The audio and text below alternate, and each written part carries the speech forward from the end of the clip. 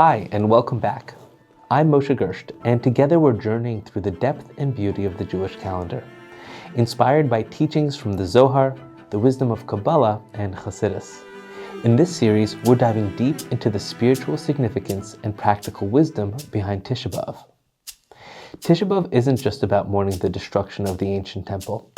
It's about something deeply personal, about reclaiming the scattered parts of yourself. An invitation to acknowledge your fragmented inner world, integrate what's broken, and reconnect to your wholeness. Let's explore what this really means and how you can practically apply this powerful wisdom to your life. The Talmud makes us a promise. Whoever mourns the destruction will merit to witness the rebuilding. This isn't only historical, it's a personal promise for your life today. When you allow yourself to truly acknowledge your moments of disconnection, when you mourn your loss of clarity and lack of awareness, you're already beginning the process of rebuilding. Your mourning, your awareness, your willingness to confront where you've lost connection is precisely what brings you to a deeper lasting joy and integration. The very act of acknowledging pain, the fragmentation, is what allows the rebuilding and reclaiming the sparks you once lost. Every small act of teshuvah matters. Teshuvah means to return, like you've walked away from something, but now you're coming back. So every time you pause to reconnect with your own inner kindness in the face of frustration, that's teshuvah. Every moment you shift from judgment to compassion, that's teshuvah. And every time you choose humility over ego, you've returned as well. You're not just correcting a mistake.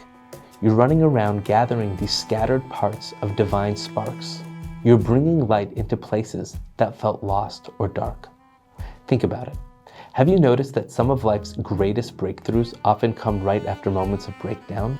Kabbalistically, this rebuilding symbolizes preparing ourselves and the world for the ultimate spiritual goal, the coming of Mashiach, the era of complete unity between the physical and spiritual worlds. It's a world of love and of kindness, and a world of truth. This unity isn't something external we merely wait for. It's something we actively create within ourselves moment by moment. The Baal Shem Tov says that we bring the energy of Mashiach into the world by first bringing that energy into our own hearts first. That this is the process of rebuilding.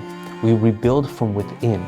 We fix our own inner fragmentation and find our own wholeness, and in doing so, bring that energy out to the whole world.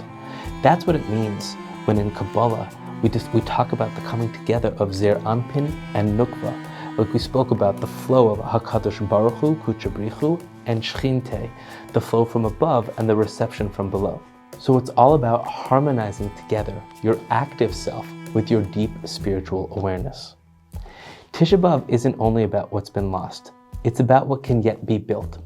It holds within it the seed of Mashiach consciousness, the full integration of your inner wisdom and perception, what we call Nukva, and your outward expression and how you relate to God in the world, Zeir Anpin.